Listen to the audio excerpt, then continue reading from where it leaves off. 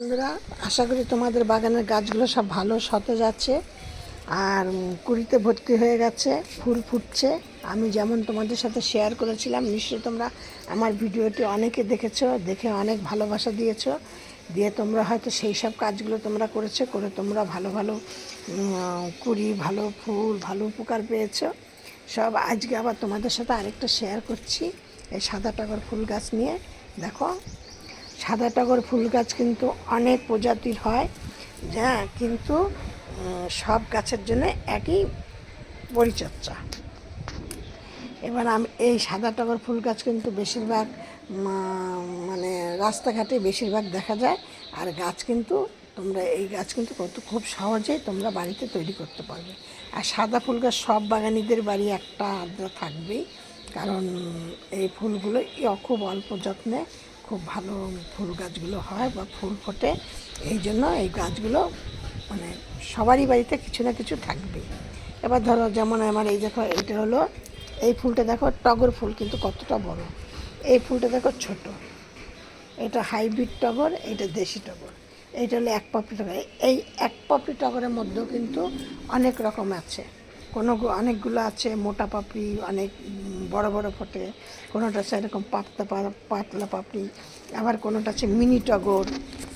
এটা হলো আমার চায়না টগর, এইটা হলো আমার গোলাপি টগর। মানে এখনও কুড়ি আসেনি, মানে হয়ে গেছে ফুল ফোটা, আবার নতুন করে কুড়ি আসবে।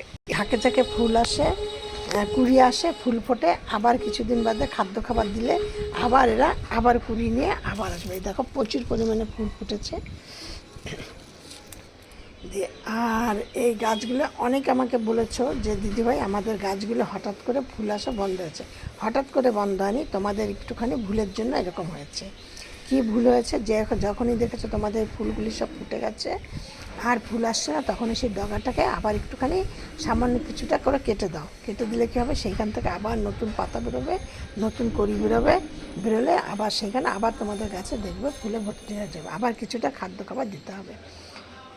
যে কোনো গাছেই কিন্তু কচি পাতাতেই বেশি ফুল আসে, হ্যাঁ, আর পুরনো ডালে পুরনো পাতায় কিন্তু ফুল করি খুব কম হয়। এই জন্য তোমাদের এই দিকটা খেয়াল রাখতে হবে। আমি চম্পা বলছি, আমি চম্পাজ ব্লগ থেকে ভিডিওটি করছি। আমার ভিডিওটি তোমাদের দেখে যদি ভালো লাগে, একটা লাইক কমেন্ট শেয়ার করো, আর নতুন বন্ধুদেরকে একটা সাবস্ক্রাইব করে পাশের বেলটি বাজিয়ে অল করে রেখে দিও, যাতে আমি ভিডিওটি সারার সাথে সাথে তোমাদের স্ক্রিনে যাতে নোটিফিকেশন পৌঁছিয়ে যায় তোমাদের। এই জন্য তোমরা এইগুলো তোমরা খেয়াল করো। আর গাছকে কী যত্ন করবে, এই গাছের যত্নের জন্য তো এখন ধরো এপ্রিল মাস, গরম ঠান্ডা চলে গেছে, গরম পড়ে গেছে, মাঝে মধ্যে বৃষ্টি হচ্ছে, কালবৈশাখী ঝড়ের সাথে বৃষ্টি হচ্ছে। এই জন্য তোমাদের কি বলছি, এপ্রিল মাসে তোমরা গাছকে একটু ঠান্ডা ঠান্ডা কফি খাইয়ে দাও, আর কোনো সমস্যা নেই। সাদা ফুল গাছকে ঠান্ডা ঠান্ডা কফি খাইয়ে দাও, দেখবে তোমাদের গাছে প্রচুর পরিমাণে ফুল পাবে, কুড়ি পাবে। যেইগুলো তোমাদেরকে বললাম আগে, সেই কাজগুলো করো। ডগাগুলোকে একটুখানি করে ছেটে দাও, আবার নতুন ডগা বেরোবে, কুড়ি আসবে, ফুল ফুটবে প্রচুর পরিমাণে। আর একটুখানি সপ্তাহে একদিন করে তোমরা একটুখানি কড়া করে ঠান্ডা ঠান্ডা কফি খাইয়ে দাও। কড়া ঠান্ডা কফি খাওয়াবে, আর কিচ্ছু না। এটা কিন্তু সপ্তাহে একদিন করবে। আর এই সাদা ফুলের একটা লেদা পোকা হয় খুব প্রচুর। কিন্তু কি কি হয় বলো তো, তোমরা সন্ধ্যাবেলায় দেখে গেলে আমাকে অনেকে জিজ্ঞাসা করছো যে দিদিভাই, সন্ধ্যাবেলায় দেখে এসেছি কুড়ি আছে গাছে, পাতা একদম সতেজ, কোনো রকম কোনো সমস্যা নেই, কিন্তু সকালবেলা যখন ফুলটা তুলতে যাচ্ছি তখন থেকে পাতাগুলো ফুটো ফুটো হয়ে আছে, আর কুড়িগুলো কেমন একটা হলদে হলদে ভাব হয়ে যায়। এটার কারণ হলো শুধু জানবে তোমাদের গাছে লেদা পোকা হয়েছে, আর কোনো কিছু সমস্যা না। লেদা পোকা কী হয়, তোমাদের গাছের পাতাগুলোকে এরকম মুড়িয়ে মুড়িয়ে তলায় থাকে। আর এরা যখন রাত্রেবেলা মানে অন্ধকার হয়, সন্ধ্যার পরেই এরা বেরিয়ে চলে আসে। আর দিনের বেলা যে এরা কোথায় লুকিয়ে থাকে তোমরা কেউ বুঝতে পারবে না। আমরা কেউ মোটামুটি বেশিরভাগ লোকে বুঝতে পারে না। শুধু পাতাগুলোকে এরকম মুড়িয়ে রেখে তলায় থেকে যায়। এবার তোমরা এই ওপর থেকে কত পাতার মধ্যে কী করে বুঝবে?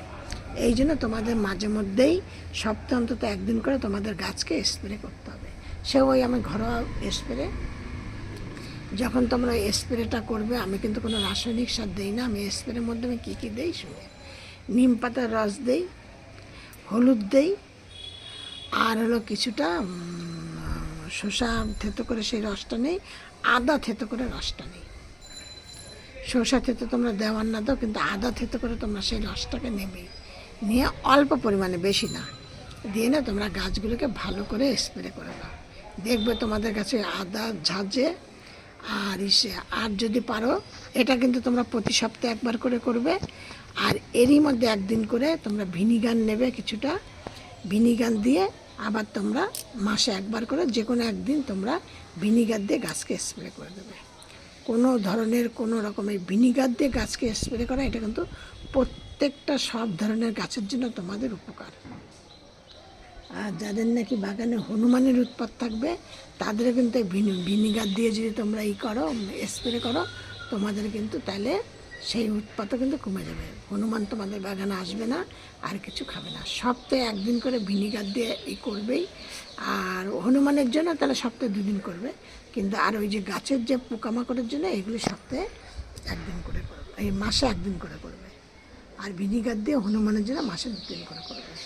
এই ছিল আজকে আমার ভিডিওটি দেখে তোমাদের ভালো লাগলে লাইক কমেন্ট শেয়ার করো।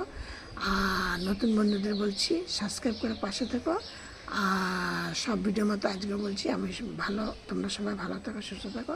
নেক্সট ভিডিও আবার অন্য কিছু নিয়ে।